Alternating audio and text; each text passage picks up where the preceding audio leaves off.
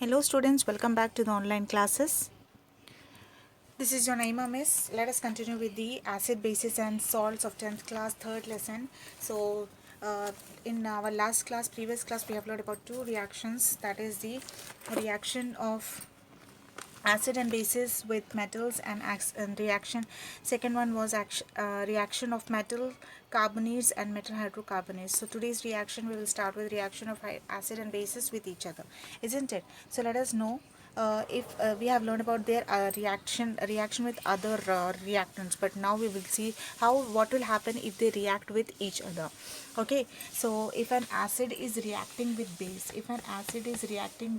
it is giving salt plus water. Okay, it is giving salt plus water. So that means this is for example, we are taking one strong acid. We'll take, what is a strong acid? Hydrochloric acid plus what is the one we'll take is NaOH as a base. Then what we will get?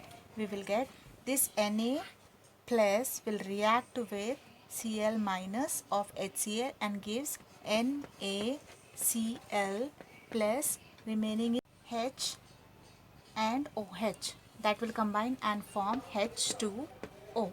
Okay, so here you can see the product is salt. This is nothing but a common salt what we use for cooking, isn't it? So HCl plus NaOH, one acid plus base, will give rise to salt and water. So here you can see whenever the acid and base reacts with each other and gives you the salt and water as the product, then this reaction is called as neutralization reaction. What it is called? It is called as neutralization reaction. Whenever when acid and base reacts with each other and gives you salt and base as a product, that reaction is called as neutralization reaction. Okay, next, see here it involves H plus and OH minus ions. It involves H plus and OH minus ions. Okay, OH minus ions. It involves H plus and OH minus ions. Okay, so it requires H plus and OH minus ions to generate water. Okay, to generate water, it takes H plus and OH minus ions to generate water. So next reaction is reaction of metal oxides with acids. Here comes, see what we'll do, we'll just take a copper oxide and we will add some amount of dilute HCl to it and we will see what is the reaction. So what we are doing, we are taking copper oxide plus HCl, okay, dilute HCl, and now what is going to happen? So it's nothing but its color changes to bluish green. Okay, the reason for this change is the color here changes into bluish green. Okay, bluish green. Why? Because here the salt formation takes place. Okay, here the salt formation takes place, that is copper chloride, isn't it? Copper chloride, that is Cu2Cl.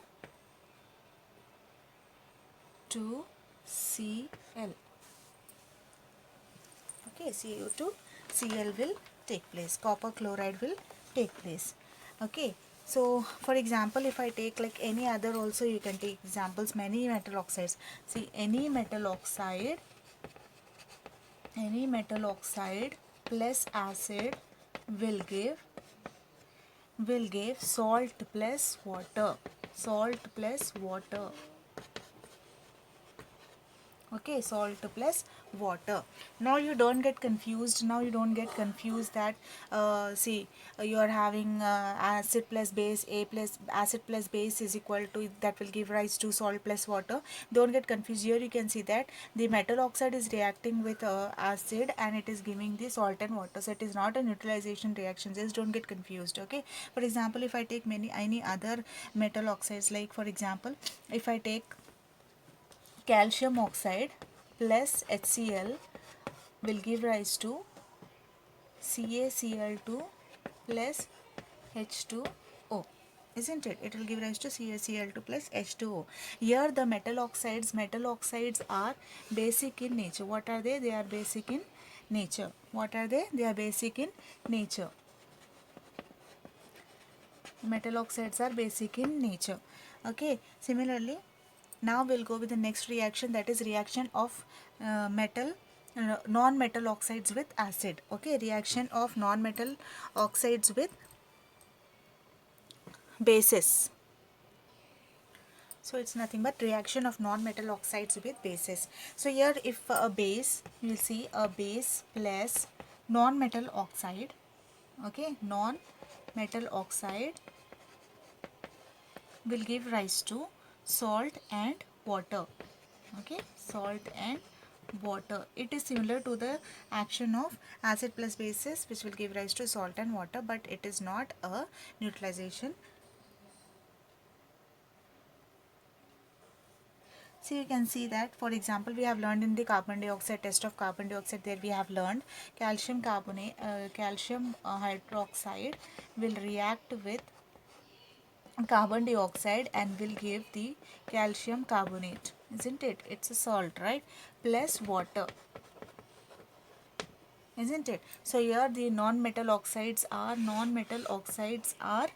acidic in nature. Okay, the metal oxides are basic in nature, that's why they'll react with acid, and here they are, the non-metal oxides are acidic in nature, that's why they will react with bases. Okay, I hope it is clear till here.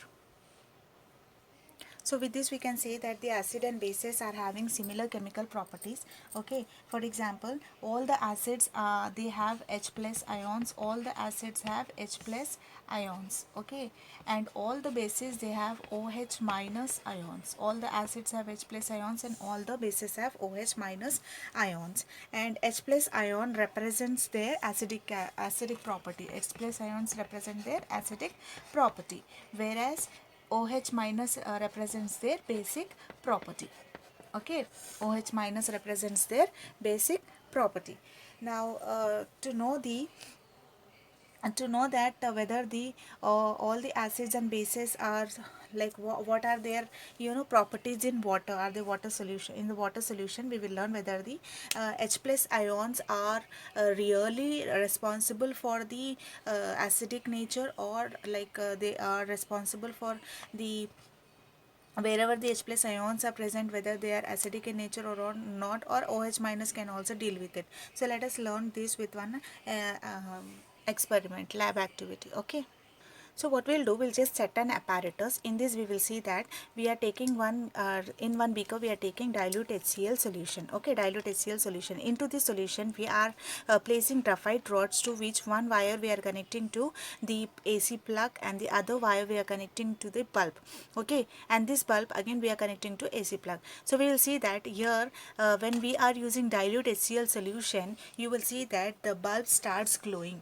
Why the bulb starts glowing? Because the H plus ions are responsible for the electricity. When this electricity is passed through the wires, you can see that bulb starts glowing. If the same activity is continued with glucose, and if it is continued with alcohol, you can see that there is no bulb glowing. That means if you continue with this H2SO4 also, sulfuric acid also, you can see that if you continue with sulfuric acid also, you can see that there is the glow of bulb. But if you are using glucose and if you are using alcohol, you will see that there is no glow of